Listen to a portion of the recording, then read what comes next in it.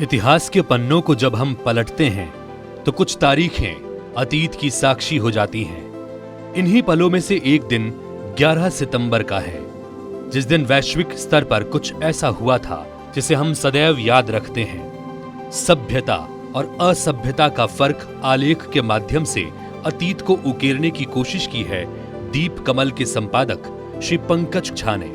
प्रस्तुत है ये ऑडियो बुक। तारीख में कुछ चीजें अक्सर प्रतीक हो जाया करती हैं। 11 सितंबर का दिन वैसा ही एक प्रतीक है।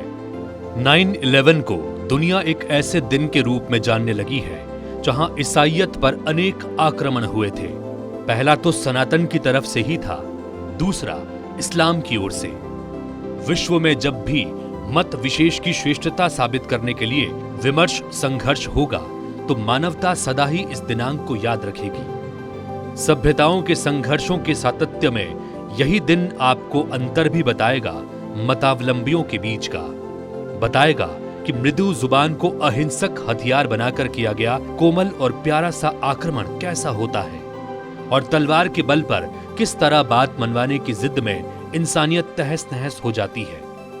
जी हां, पहला हमला समुद्र के रास्ते एक सनातन सन्यासी ने किया था। काशाय वस्त्रों में 7 समंदर पार नरेन पहुंच गए थे एक ऐसे धर्म संसद को संबोधित करने शिकागो, जहां वे अपेक्षित ही नहीं थे। वे क्या, उनका धर्म भी शायद उसी तरह अवांछित था वहां जैसे दक्ष के यज्ञ में शिव अनामंत्रित थे। 11 सितंबर 1893 का दिन था वो। मुखमंडल पर अगाध तेज ओढ़े वह यति भोग को ही तपस्या समझने वालों के बीच था। त्याग के मारे द्वारा मेरे प्यारे बहनों और भाइयों उच्चारित करते ही विवेक के आनंद से आप्लावित हो गया था पश्चिम। करतल ध्वनि से सदा के लिए इतिहास लिख दिया था। अगले दिन वहां के अखबार न्यूयॉर्क हेराल्ड ने लिखा, इसमें कोई संदेह नहीं कि धर्म संसद में स्वामी विवेकानंद सबसे महान व्यक्तित्व हैं।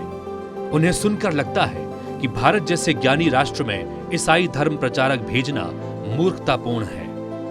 वे यदि केवल मंच से गुजरते भी हैं तो तालियां बजने लगती हैं। न्यूयॉर्क की एक सुबह, ठीक 108 वर्ष के बाद 9/11 का ही दिन था।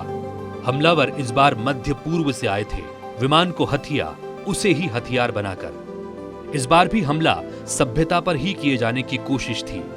जमीदोज हो गया था ईसाई साम्राज्य के व्यापारिक अभिमान का प्रतीक जुड़वा मीनार।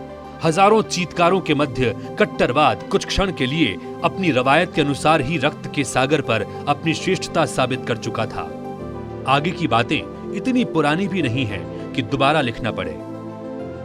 सागर के रास्ते सौहार्द और सौमनस्यता के 2 फूल लेकर जाने वाले सनातन वैरागी का यश आज 125 साल बाद भी आकाश तलक को सुवासित कर रहा है। इसके उलट शैतानी सभ्यता का अगुआ दशक भर में ही अपने शव के लिए 2 गज जमीन का मोहताज हो गया। सागर ही जिसका कब्र हो गया, श्रद्धा के 2 फूल भी उसे नसीब नहीं हुए थे। ऐसा हर 9/11 हमें सभ्यताओं का यह अंतर बताता रहेगा। स्वामी और ओसामा का यह अंतर ही दोनों मतों के बीच का अंतर भी है। सह अस्तित्व और हम के इसी अंतर को, सागर जैसी विशालता और आकाश जैसे अभिमान के बीच के इस अंतर को मानवता सदा स्मरण रखेगा। तुम ही तुम हो तो क्या तुम हो। हालांकि सत्य कहें तो यह सभ्यताओं के बीच का अंतर है ही नहीं। मूलतः यह अंतर सभ्यता और असभ्यता के मध्य का है। 11 सितंबर इसी अंतर को सदा सर्वदा अंतर में विराजमान रखेगा। निश्चय ही आश्चर्यजनक ढंग से 11 सितंबर को ही संत विनोबा जी का भी प्राकट्य दिवस आता है। सभ्यता ने वास्तविक अहिंसा और संतत्व का इससे बड़ा अग्रदूत आज तक नहीं देखा है। विनोबा जी सभ्यता के काफी अंडररेटेड संत हैं, अन्य ओवररेटेड महात्माओं के अपेक्षाकृत। 11 सितंबर को ही वर्तमान सनातन के सर्वोच्च भार साधक, सबसे बड़े दायित्ववान राष्ट्रीय स्वयंसेवक संघ के प्रमुख मोहन भागवत जी के जन्मदिन का भी संयोग आना उसी नैसर्गिक प्रतीक की एक कड़ी है जिसका वर्णन ऊपर है। अनन्य अशेष शुभकामनाएं।